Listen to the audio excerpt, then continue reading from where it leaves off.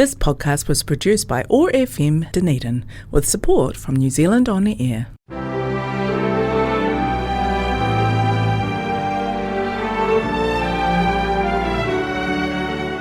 Hello and welcome to Heritage Matters, a program brought to you by the Southern Heritage Trust and sponsored by Heritage New Zealand.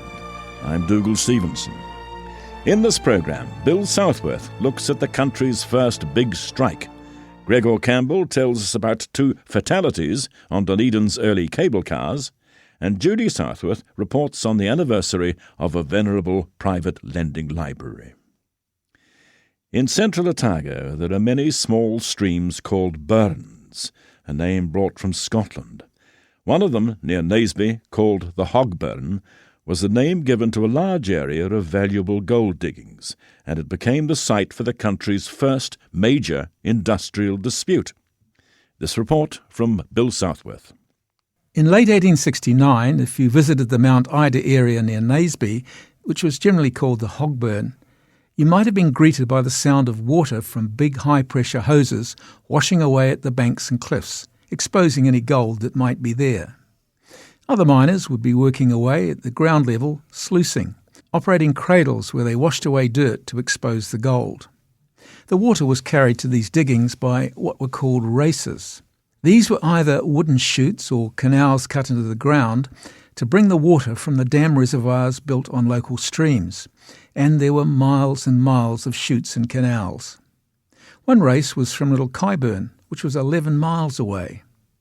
They were owned by local water companies and were expensive to build. One recent one had cost £2,000, the equivalent today of about $700,000. Nevertheless, it was a profitable business.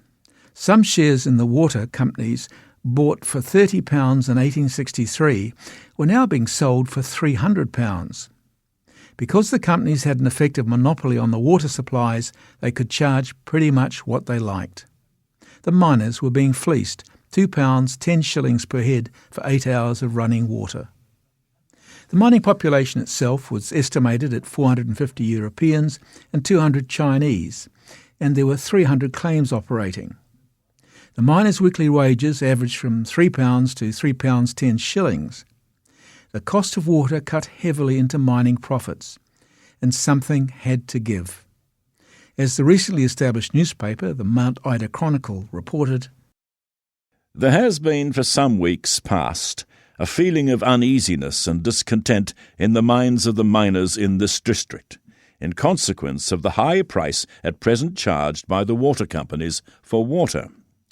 The miners complain that the present rate absorbs the whole of their earnings, leaving them no margins to procure the necessities of life, to obtain which they are compelled to run into debt, and that their situation is daily becoming worse, and their debts and engagements more heavy. In January 1870, the miners delivered a petition to the Naseby water race companies, asking them to reduce the price of water. The reaction of the companies was one of anger, and they refused to budge. Some of the miners immediately called for a strike, but cooler heads prevailed and a public meeting was called for instead. An estimated 250 to 300 miners attended the meeting on January the 8th. A man called Andrew Brown was appointed chairman, and he immediately said he would not pay his water costs. According to the Chronicle, he said, It is an impossibility for any man to do so. They must either gain their point and get the price of water reduced, or they must strike. They were all, more or less, in the books of the storekeepers and tradesmen of the town, and the longer and harder they worked under existing rates, the deeper they would get into debt. If the miners struck, the Hogburn might shut up. The miners could not pay the present price for water and their debts. Brown went on to recommend that the water sluicing price be lowered from £2 10 shillings per day to £2 per head per week. The meeting decided even this was not a sufficient reduction and voted unanimously to reduce it down to 30 shillings a week. If this was not accepted, then a strike would be called. The Chronicle was not impressed and argued against the threatened strike action. We fear the miners would do themselves an immense injury while inflicting but little injury upon the water companies. neither would or could a strike be general. There are many claims that even at the present undoubtedly extremely high rate of water pay well and handsomely. Is it to be expected that these claims will be abandoned by their owners simply because others holding less paying ground desire them to do so? Our opinion is that the present attempt to coerce the water companies will result in, as is usual in most cases of strikes, first in failure, then in injury, if not in ruin, of those who join it. The 14th of January deadline for the companies to agree to the miners' demands came and went. A second meeting of the miners was held at the Victoria Hotel, and so many attended that the hotel couldn't hold them all. Unlike the previous meeting, everyone now supported a strike. It was pointed out that the water companies thought they had the miners over a barrel and could extort what they wanted from them. One speaker pointed out shares in the water races had been paying a dividend of £90 per £200 share. Another said, "Such is the greed of the water companies that they would sell their souls for gold. Let us miners stick together like cement, and stronger if we can. We'll not go down on our knees and beg in the street for a reduction. A man is not born to be imposed upon and be a slave to the water companies." By going on strike, the miners were taking a risk. They could be regarded as abandoning their claims, in which case they would be regarded as having forfeited them. To counter this, they sent a petition to the province's superintendent seeking an extension of the claims. The superintendent agreed to extend the claims for another 30 days. This news was received with cheering and applause. The miners had gained their first victory. On the 17th of February, the miners met again and heard more good news. 3 of the 7 water companies had agreed to lower their rates. The following Monday, the parties met again, and one company announced that it would reduce its water rates from £2.10 to £2 a week. However, other companies refused to do anything, but all eventually followed suit with lower charges. After a further meeting, most of the miners accepted the £2 a week offer and went back to work, although no formal decision had been made by the miners' meeting. The Chronicle tut-tutted about the whole affair. There has been for some time past a blow struck at Naseby's vitality, from the effects of which we are all suffering, and which will take time, perhaps a long time, to readjust or rectify. When it is considered that after a struggle of over 2 months, the miners have only done that which they could have accomplished without resorting to the extreme alternative they did, we can only regret the time unemployed, the amount of money lost, and all the effects of that depression that will never fail to be the offshoot or the offspring of a strike. In writing thus, the newspaper was probably reflecting a business point of view and also the mid-Victorian conservative impulses of New Zealand, which did not like radicalism and which saw it as threatening the existing social order. In his book, Naseby, A History, writer Keith Scott observed, "That was one viewpoint. But the fact of the matter is, the agreement would not have been reached without striking. The water companies were asked to consider reducing the price, and they refused. Discussion alone would not have made them change their minds. The miners had only one tool to use, their purchasing power. They used it, and the united and uncompromising stand of the water companies cracked, or sprang a leak, as it were."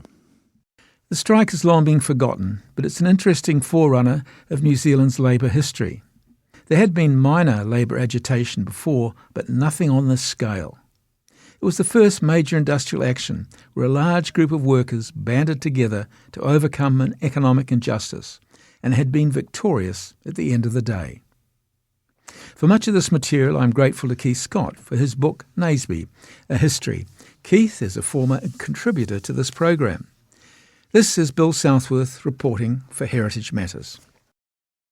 Cable cars used to ply their trade up and down Rattray Street until the 1950s.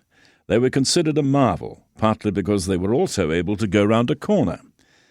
But the technique also once proved to be their undoing.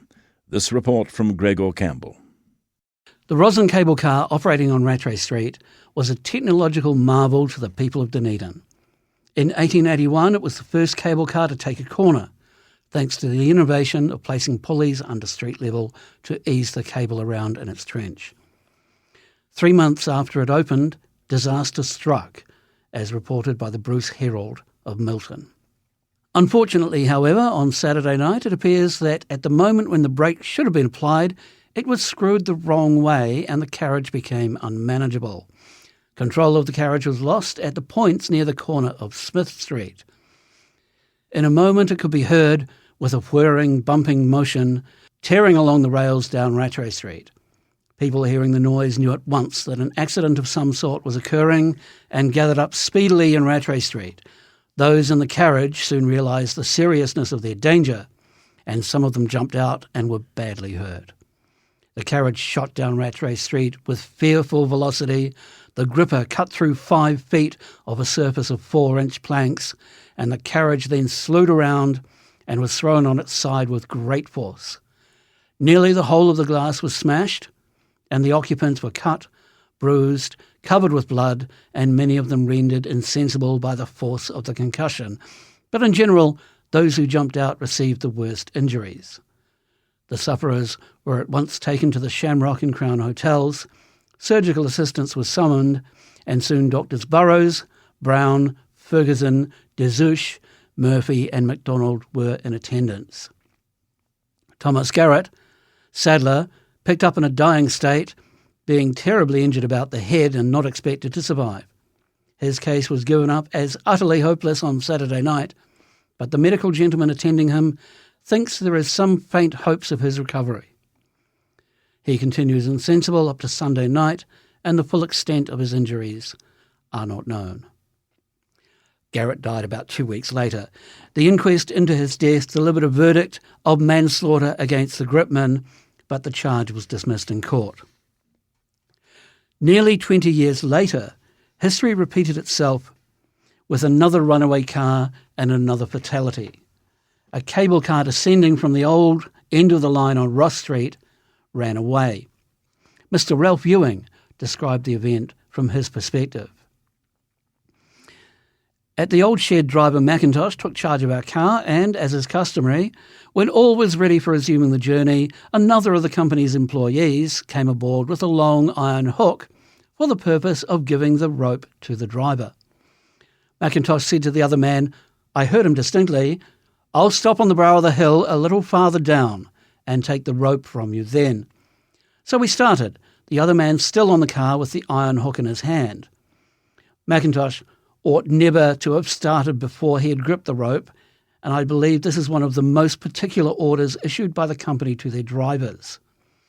No sooner had McIntosh started than I noticed that he was working his 2 brakes for all he was worth, and that despite all his efforts, he had lost control over his car, which was gathering momentum at an alarming pace.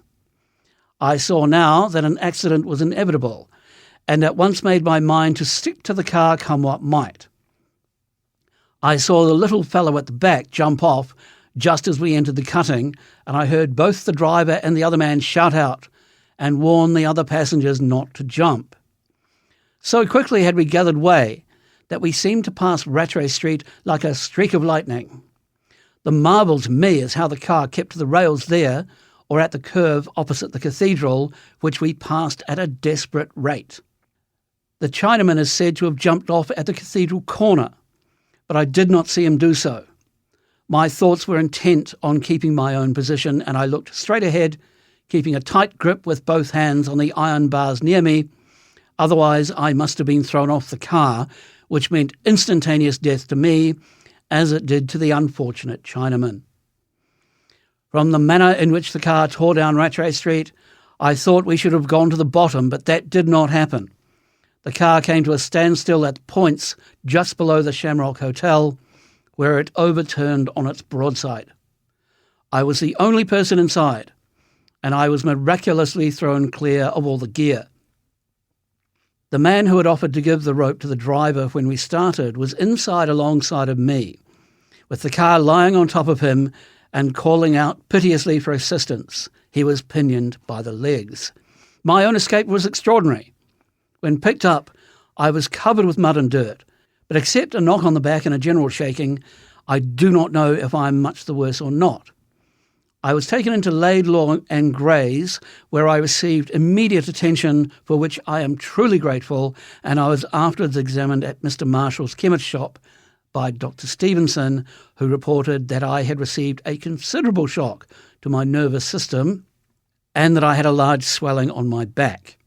It was indeed most fortunate that none of the other passengers attempted to jump from the car after we had bolted, for to have done so meant certain death, so great was the speed we travelled at after emerging from the cutting.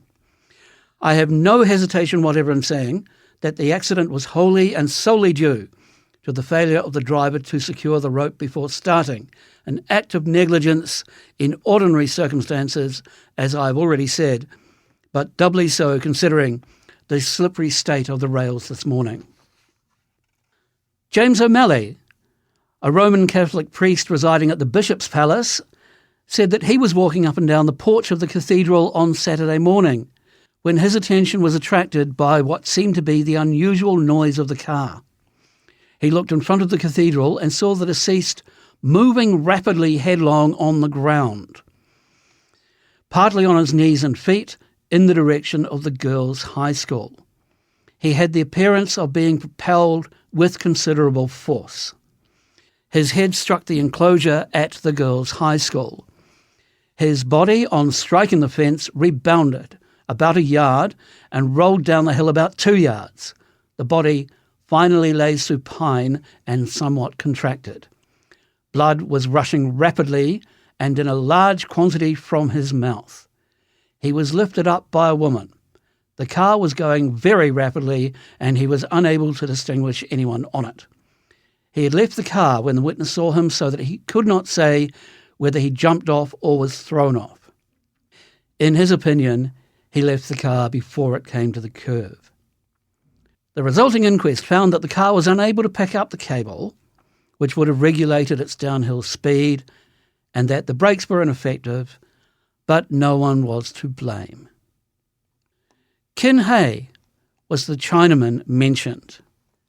And who was Kin Hay? All that the papers had to say about him was that he was married, his wife living in China, and he was working for Sun Duck as a gardener in Kaikorai Valley. Another witness is a little more specific, saying he worked at Sontag's Gardens, a place on the site of the abandoned mansion of Frederick Brock Hollinshead, known then as Brock's Folly, and the origin of the name of Brockville. The name Sun Duck appears in the Western Star, a Riverton paper, as applying for a tail race permit at Round Hill, a gold mining area mostly populated by Chinese miners, and the southernmost place of occupation by Chinese miners. He had been in New Zealand for 20 years when he was killed, and my best guess for him is that he joined the Round Hill community and came to the Dunedin area with Sun Duck to work a market garden to supply the city. Kin Hay's remains are in Dunedin's Southern Cemetery in an unmarked communal grave shared by Chen Chum Dek, who died at Seacliff, presumably in the asylum, Ki Tuong, who died at the infamous Walker Street in Dunedin, and a 3-month-old baby named Alexander Towers. And I am the very much alive Gregor Campbell for Heritage Matters. Those of us familiar with Dunedin's Octagon are probably aware of the sign over a building in the lower Octagon which reads Athenaeum. This title was derived from an ancient Roman school where the arts were taught, and later the title was given to institutions which promoted literary or scientific learning, or to a reading room. Judy Southworth with the story of our Athenaeum. To the older generation in Dunedin, the Athenaeum was where you would be sure of a toilet and a place to deposit shopping for a short time. To get to this section, you passed a library. This was the Athenaeum Library, which had existed in various places around the city since the late 1800s. The Dunedin Athenaeum and Mechanics Institute, the latter of which had been set up to provide educational opportunities for workers, is Dunedin's oldest literary establishment. This combination grew out of the Mechanics Institute having been established in Dunedin in 1851.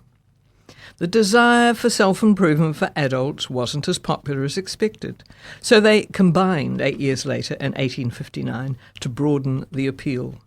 Now what was offered was a library, reading room and a variety of lectures. No other institution offered this. They began with a grant of £1,000 from the Provincial Council and over the years developed a significant collection with newspapers and periodicals. It was clear from the start, though, that even access to the reading room was a privilege. Membership required the approval of the management committee, and the fee was £1 per year.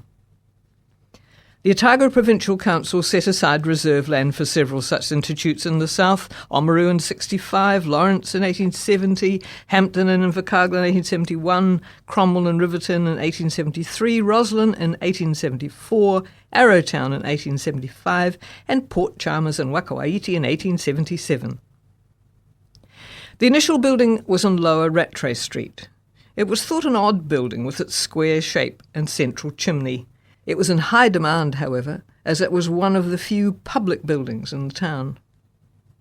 Those listed in its setting up included familiar names: Mail, Cargill, Velpy, Jones, McAndrew, McGlashan, Sidey and Rennie. Along with several others, they contributed to its erection, and in 1852 the first course of lectures in astronomy brought in 200 people. However, by the late 1850s, the Mechanics' Institute was languishing. A winter lecture series reinvigorated it somewhat, but the town was looking for less intellectual pursuits. There was a feeling that the Institute was not the facility best suited to the town's needs. The joint Athenaeum Mechanics' Institute widened the appeal. Otago's growth during the gold rush of the 1860s saw other libraries established, but the Athenaeum doubled its membership in this period. In 1868, the management committee settled on a new site in the Octagon, and this was opened 2 years later. The library section had fireplaces and a reading room had a large central stove. There were 2 shops on the frontage and a corridor between. At the far end was the toilet area. Below were cellars and kitchens, and above living areas. In the basement was a large lecture room and the librarian's accommodation. It was a good move. Subscriptions increased, and evening classes offered included arithmetic, algebra, geometry, Greek, Latin, French, English grammar and composition, shorthand, and political economy.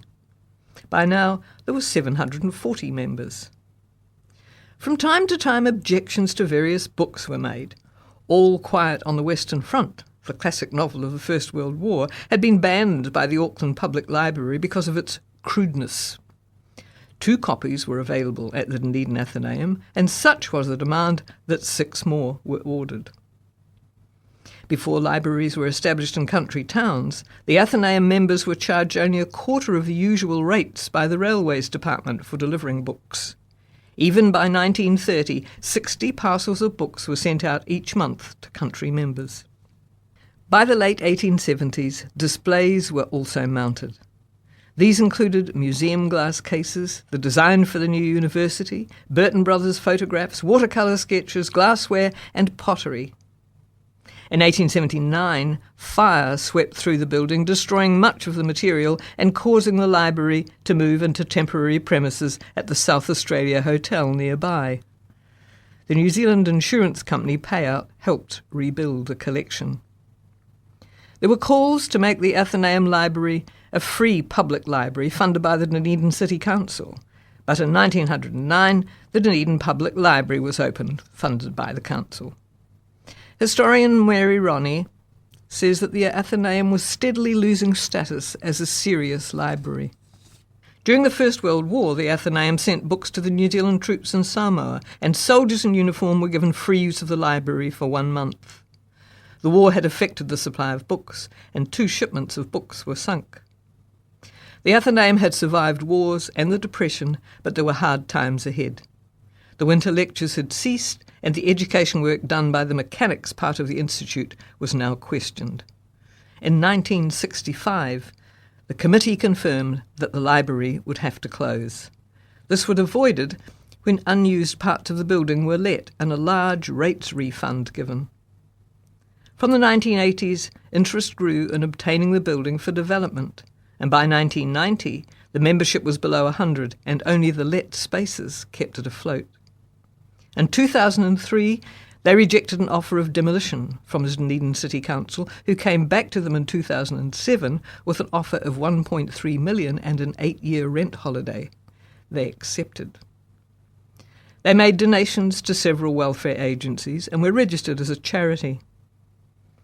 The Dunedin City Council opposed a proposal to classify the building as historic, but it was approved in 2008, citing its early focus on adult education at a time when no alternative was offered, its place in providing for social gatherings, and its changing role over the years. In 2013, the Dunedin City Council sold the building to developer Laurie Forbes. A covenant protects heritage elements. That report from Judy Southworth. This year is the 155th anniversary of the establishment of the Athenaeum at its Dunedin Octagon site. The award-winning Heritage Matters is broadcast on the first Monday of each month at 9:30 a.m. and replayed on the following Sunday at 7 p.m. There are further replays on the third week of the month, Thursday at 1 p.m. and Sunday at 7 p.m. Or you can listen as a podcast from the Otago Access Radio website at oar.org.nz.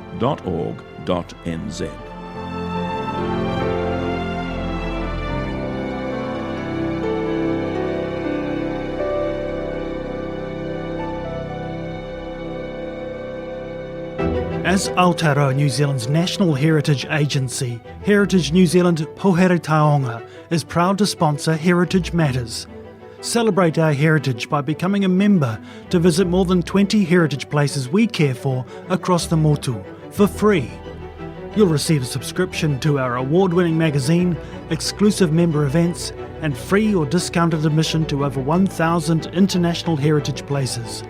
Support the heritage of Aotearoa New Zealand. Check out visitheritage.co.nz. This podcast was produced by OAR FM Dunedin with support from New Zealand On the Air.